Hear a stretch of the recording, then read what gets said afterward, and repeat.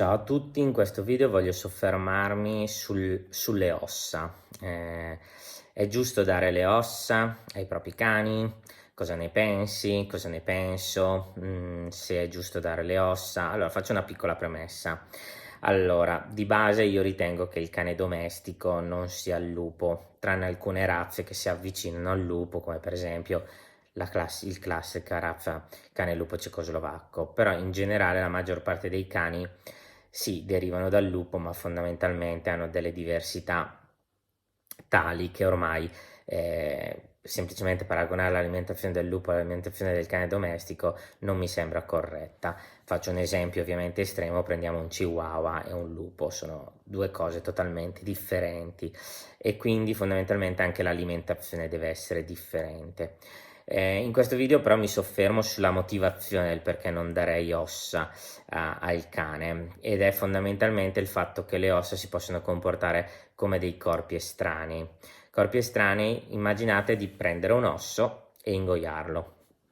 Dove si può fermare l'osso? L'osso si può fermare già in gola e nel passaggio dalla gola potrebbe irritare tutta la faringe, ok? E quindi dare poi una problematica faringea. Poi l'osso potrebbe ovviamente bloccarsi a livello esofageo e dare delle esofagiti di reflusso o comunque dei rigurgiti. Potrebbe fermarsi a livello di stomaco, quindi bloccarsi a livello pilorico dando vomito e poi ovviamente dare difficoltà anche digestiva, perché un osso insomma è una formazione di calcio che ovviamente non viene digerita come una crocchetta o come un pezzo di carne, quindi la digestione è più lenta e quindi fondamentalmente per digerire un osso, immaginate, provate a mangiarvi un osso e vedrete quanto ci mettete a digerirlo.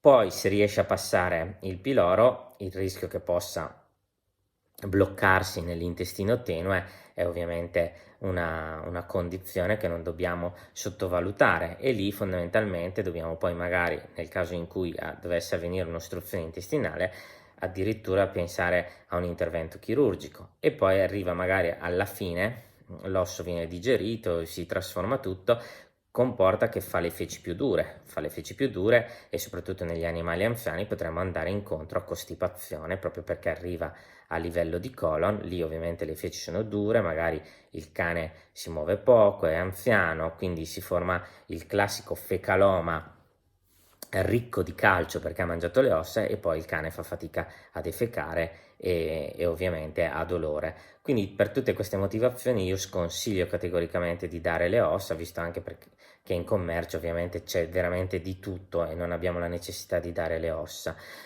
Una volta il lupo, chiaramente alimentandosi di carcasse così, ingeriva anche le ossa, chiaramente, ma fare questo tipo di paragone non mi sembra corretto. Questo ovviamente è un mio pensiero, proprio perché è come paragonare l'uomo del 2021 all'uomo che vive nelle caverne, aspettative di vita diverse, situazioni diverse. Quindi per quanto riguarda il cane domestico cercherei di non andarmela a cercare, proprio perché se un osso si blocca in esofago, si blocca in stomaco, si blocca in intestino, si blocca a livello rettale, sono fondamentalmente tutte spese che io considero sempre che ce le siamo cercate. Già la medicina è complessa, abbiamo tantissime patologie, abbiamo tantissime situazioni dove possiamo evitarcela, questa problematica. Dobbiamo cercare di evitarcela, sia per evitare chiaramente danni al cane, sia per il nostro portafoglio.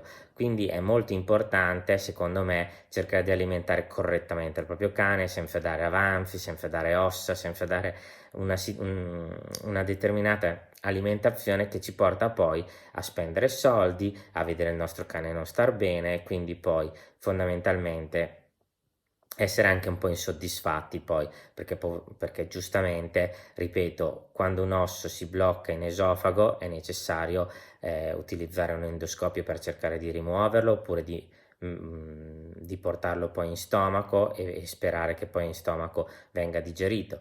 Se si blocca in stomaco bisogna ovviamente fare un intervento chirurgico per cercare di rimuovere l'osso. Se si blocca in intestino stessa cosa. Se si blocca a livello rettale, c'è comunque da cercare di evitare chiaramente che si possa lacerare l'intestino, quindi c'è tutta una situazione di problematiche che è legata alla nostra volontà di somministrare questi avanzi, queste ossa che possiamo tranquillamente buttare senza problemi. Quindi mi raccomando, dal mio punto di vista, cercate di non dare ossa perché, ripeto, vedete meno noi medici veterinari e sicuramente il vostro cane ne trarrà sicuramente vantaggio. Un saluto a tutti e ci vediamo alla prossima.